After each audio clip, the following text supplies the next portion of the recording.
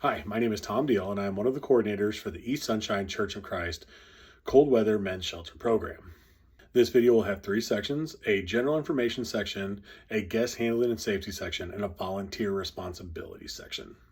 The shelter is open if the low temperature is at or below 32 degrees Fahrenheit between November 1st and April 1st. A decision will be made by 10 a.m. daily on whether or not the shelter will be opened. You will be notified via text message from a coordinator to let you know if the shelter will be open or closed on your scheduled evening. When the shelter is open, please arrive 5 to 10 minutes before your scheduled shift and park behind the building. Please go to the center door and ring the doorbell, and a volunteer will let you into the building. Please note, during your shift, if an emergency arises and you need to leave, please contact a coordinator and we will do our best to accommodate you as soon as possible. There are three items of note that we want to inform you of. First and foremost is the shelter binder, which can be found at the check-in tables. The shelter binder includes the shelter rules, which we would recommend familiarizing yourself with, as well as shelter rule acknowledgement forms. Our guests have to read the rules the first time they come to our shelter for the season and sign an acknowledgement form. Other items of note in the binder are keys to access the kitchen or the storage closet, as well as contact information you may need during your shift. The second item of note is a large rolling tub. Inside this tub are hats, gloves, hand warmers, and socks. These can be handed out to the guests as they are requested. However, please limit to one pair per guest. The other item that will be by the check-in tables is a rolling cart, which will have additional blankets and pillows. These can be distributed to guests as they request them.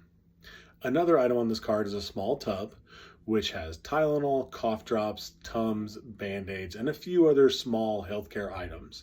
These can be distributed to the guests as they request them. Please note, in the event of a drug overdose, the Narcan can also be found in this tub, as well as the illicit drug testing strips. Please keep in mind, we do not condone the use of illicit drugs on our property or the testing of illicit drugs. However, these are available for distribution if requested. Lastly, in the general information section, I want to let you know that there are additional supplies located in the supply closet. These additional supplies include, but not limited to, sweatpants, underwear, Depends underwear, and other healthcare items such as toothbrushes and toothpaste. These items are not to be handed out regularly, but are to be only distributed in the event of an emergency or a need. Transportation is going to be done differently this year as it has been done in years past. Instead of having a centralized pickup and feeding location, we are going to have a transit hub system. We'll be signed in a specific hub where our guests will be allowed to register for our shelter during the day and have to be to that designated hub by 5 p.m. The bus will then be scheduled to leave around approximately 6:30, which will get the guests to our building around 6:45, 7 o'clock, depending on traffic. In the morning, the schedule is tentatively the same, where the city utilities bus should arrive to the building around 6:15 in the morning. We'll discuss that a little bit more in the volunteer section. Now we'll move on to section 2, handling guests and potential safety issues. Our mission is to supply our guests with a safe and warm place to sleep for the evening, which is typically all they are looking for. Please keep in mind that our guests are living in the present moment and are not necessarily looking forward to the future days, weeks, and years to come. Always treat our guests with kindness, empathy, compassion, and respect. Essentially, treat them how you would like to be treated. Above all else, we would encourage you to listen to our guests, to let them tell you their stories, and to interact with them about their life and the struggles that they have encountered. A lot of times, this is what they're seeking. They want someone outside of the unsheltered community to hear their story. Some potential issues to keep an eye out for are guests who are huddled in large groups in the gym, in the foyer, or outside in the smoking area, pacing through the gym and disrupting other guests, talking to themselves or others loudly, especially after lights out, prolonged time in the restroom or outside in the smoking area, and then substance use, for example, alcohol, marijuana use, or illicit drug use. The best way to handle these conflicts is to address them early and often and to offer corrective behavior. If the guest does not respond to this, then the steps to be taken are as follows. The best way to address them is to address them early and often. Continue to interact with our guests and give them the opportunity to take corrective action. remind them of the shelter rules, remind them what is expected of them, and give them the opportunity to correct their behavior. However, this will not always work.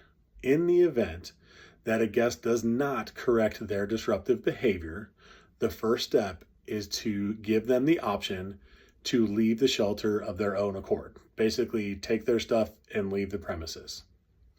If they do not do this, and there is not imminent danger of violence outbreaking, fights, yelling matches, whatever, then call the dispatcher at task 9 and tell the dispatcher that you need a guest removed from the shelter, and they will dispatch an officer fairly quickly to remove them from the property.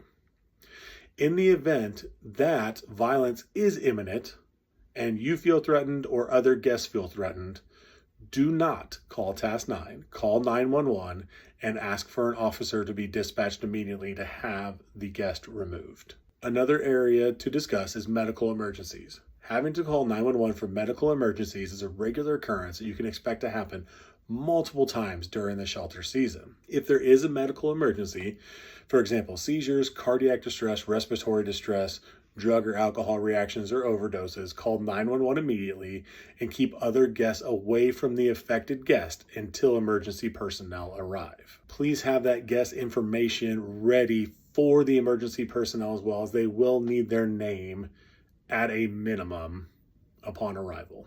Lastly, in the medical emergency category, is if a guest requests an ambulance for any reason, please honor that request. It is not our responsibility to diagnose them or to give them medical advice.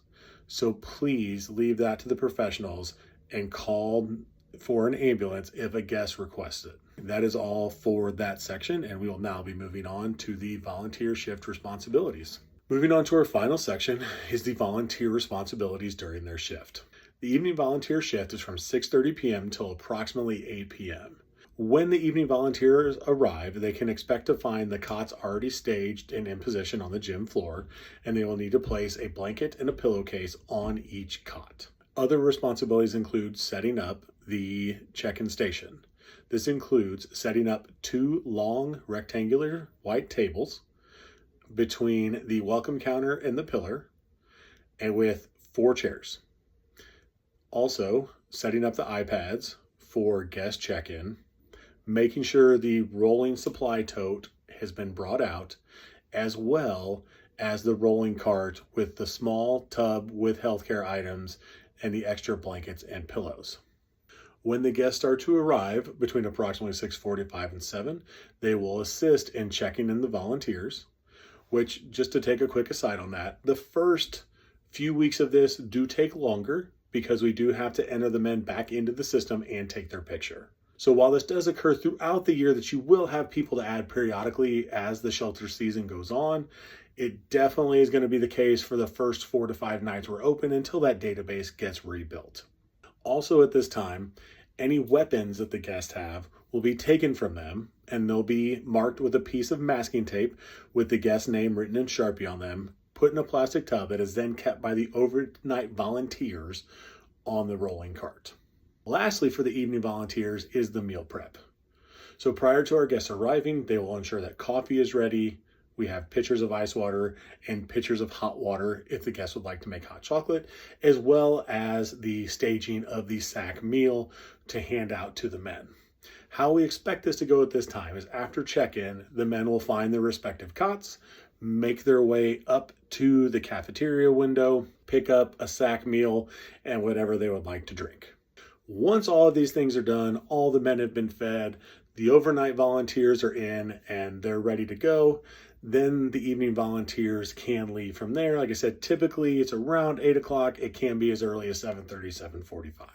Moving on to the overnight volunteers. The overnight volunteers is usually a team of 2 men. They come in at 7 p.m. and stay till approximately 7 a.m. the following day. The responsibilities when they arrive are to assist with check-in, to communicate and commune with guests, talk to them, interact with them, address any issues if they pop up, and just generally help as needed.